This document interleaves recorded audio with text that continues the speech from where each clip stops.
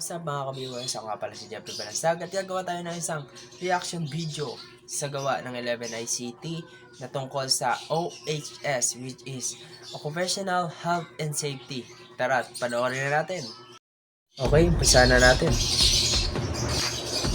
Okay, deduction.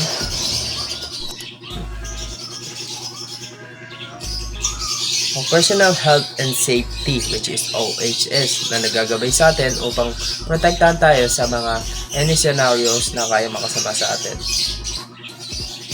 Okay, don't mess around inside or outside the computer lab to avoid injuries and accident, which is kailangan naman talaga. So, tama. Okay, wait well in line. Okay. Always ground or discharge yourself. Remove accessories before touching any parts of computer and please always wear a face mask dahil ayaw naman natin mahawaan tayo ng any viruses like COVID-19 na hindi pa rin naaalis. Okay, proper ways to go inside the computer. Okay, tama. Avoid making noises inside the computer lab dahil yun naman talaga ang tamang gawin dahil ayaw natin makadisturbo ng ibang gumagawa.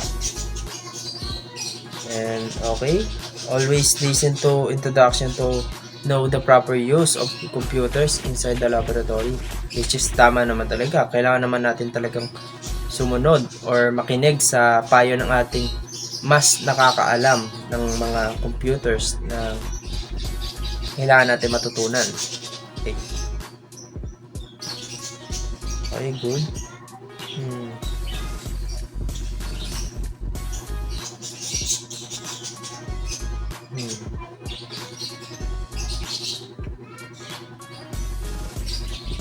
No, kagaya nga na ito, making noises, yun ang hindi dapat natin gawin sa loob ng laboratory. Okay, sit proper posture. Tama naman.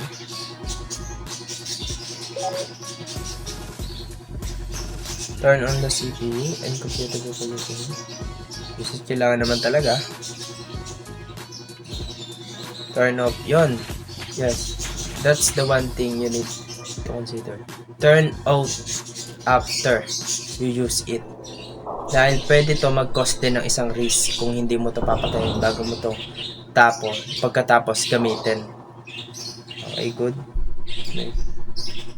Okay, keep food and drinks out of your workplace. Dahil pwede itong mag-take din ng isang risk. Kagaya ng pwede mo itong matapon sa isang keyboard or any parts of computer na kayang makasira or makapekto sa isang place na kayang makagawa ng isang risk na kayang sirain or makasunog.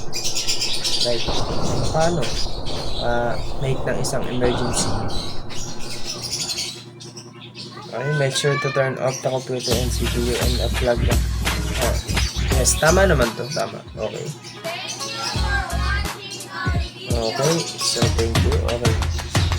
Base nga sa aking mga napanood is lahat naman ng pinakita nila is tama. Make sure pa rin na sumunod sa protocols ng ating mga matatanda or teacher na naggagabay sa atin upang mas matuto pa at huwag nating hahayaan na gumawa tayo ng isang scenario na kayang makapag-apekto sa ating environment. So, yun lang. Thank you and goodbye.